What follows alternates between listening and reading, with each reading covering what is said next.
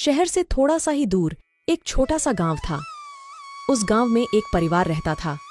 परिवार में गरिमा और उसका पति बिरजू और उनके 2 बच्चे चिंकू और पिंकी रहते थे।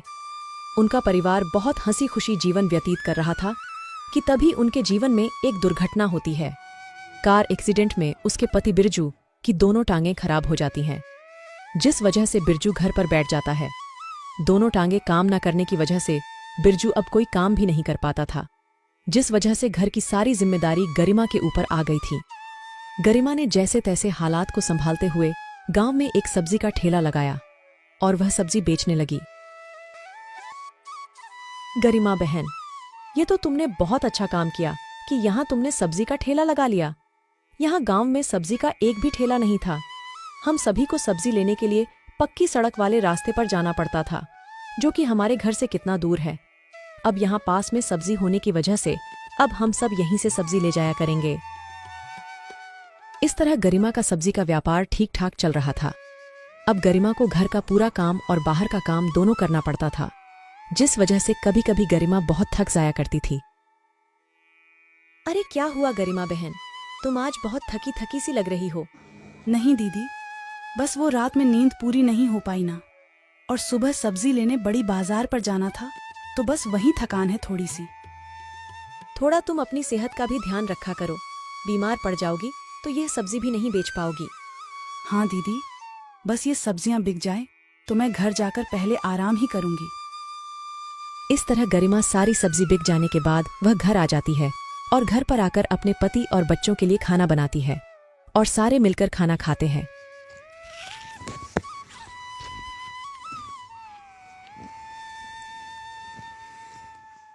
गरिमा, कैसा रहा तुम्हारा आज का दिन? जी ठीक रहा आज का दिन। सारी सब्जियां बिक गई। कल सुबह जल्दी उठकर बड़ी बाजार से ताजी सब्जियां खरीद कर लानी होगी, तभी उसे बाजार में बेचने जा पाऊंगी। गरिमा, मुझे माफ कर दो। मेरी लाचारी की वजह से तुम्हें घर का काम और बाहर का काम सब अकेले ही करना पड़ता है। आप ज्यादा चिंता मत कीजिए, मैं सब संभाल लूंगी।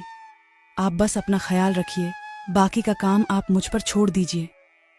चलिए, अब सबने खाना खा लिया है तो जल्दी से सो जाते हैं, सुबह जल्दी भी तो उठना है। आज सुबह गरिमा जब बिस्तर से उठने की कोशिश करती है तो वह उठ ही नहीं पाती। उसका पूरा शरीर बुखार से तप रहा था। हे भगवान, मेरी हालत तो बहुत ज्यादा खराब हो गई है। मैं तो उठ ही नहीं पा रही हूँ। अब मैं बड़ी बाजार से सब्जी कैसे लाऊंगी? तबीयत ज्यादा खराब हो जाने की वजह से गरिमा बड़ी बाजार से सब्जियां लाने नहीं जा पाती है।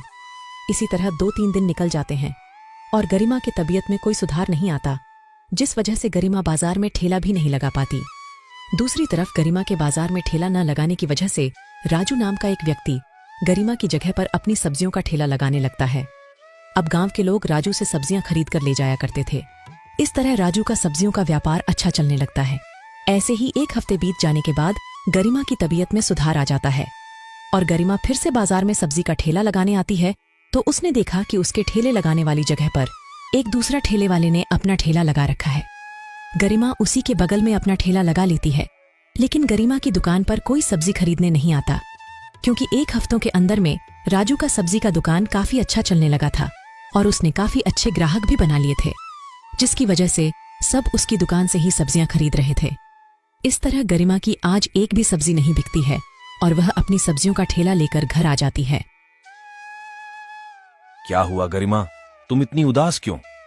जी, आज हमारी एक भी सब्जी नहीं बिकी। क्यों, गांव के लोगों ने सब्जी खाना बंद कर दिया है क्या? नहीं, ऐसी बात नहीं है। दरअसल मेरे ठेला लगाने वाली जगह पर किसी और ने ठेला लगना शुरू कर दिया है और सब लोग उसी से सब्जी खरीदते हैं। कोई नहीं गरिमा, तुम कल फिर से सब्जी लगा लेना।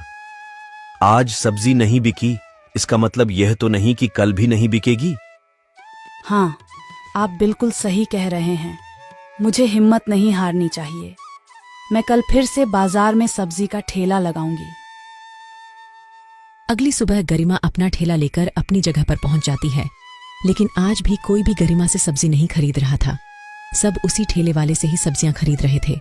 एक भी सब्जी न बिकने से गरिमा बहुत परेशान हो जाती है। हे भगवान, आज भी एक भी सब्जी नहीं बिकी। ऐसे तो ये सारी सब्जियां खराब हो जाएगी। इतनी सारी सब्जियों का मैं क्या करूंगी, और मेरे पास अब इतने पैसे भी नहीं बचे कि कल बाजार जाकर मैं ताज़ी सब्जियां ला सकूं। सब्जियां न बिक पाने की वजह से गरिमा परेशान होकर अपना ठेला लेकर घर जाने लगती है कि तभी उसकी नजर सड़क के किनारे एक पाव भाजी की दुकान पर पड़ती है। दुकान वाला पाव भाजी बना रहा था। वह दुकान वाला अलग अलग प्रकार की सब्जियां को मिलाकर उसकी भाजी बना रहा था। उसको देखकर गरिमा को एक विचार आता है। क्यों ना मैं पाव भाजी का ठेला लगाऊं। ये सारी सब्जियां भाजी बनाने में काम आ जाएगी। क्या पता मेरा पाव भाजी का काम ही चल जाए। यह सोचकर गरिमा घर आ जाती है और वह अपना विचार अपने पति बिरजू को बताती है। बिरजू भी उस पर अपनी सहमति जताता है। फिर क्या था, अगले दिन गरिमा बाजार में अपने ठेले की जगह पर पाव भाजी का ठेला लगाती है। गरिमा के पाव भाजी के ठेले पर से बहुत अच्छी खुशबू आ रही थी, जिस वजह से लोग उसकी दुकान पर आते हैं और पाव भाजी खाते हैं। लोगों को गरिमा की बनाई हुई पाव भाजी बहुत पसंद आती है। थोड़ी ही देर में गरिमा की दुकान पर पाव भाजी खाने वालों की भीड़ लग जाती है और इस तरह गरिमा का पाव भाजी का काम चल जाता है। अब गरिमा सब्जियों का ठेला लगाना छोड़ पाव भाजी का ठेला लगाया करती थी। थोड़े ही दिन में गरिमा की स्थिति में काफी सुधार आ जाता है और फिर से वह सब अपना जीवन हंसी खुशी व्यतीत करने लगते हैं।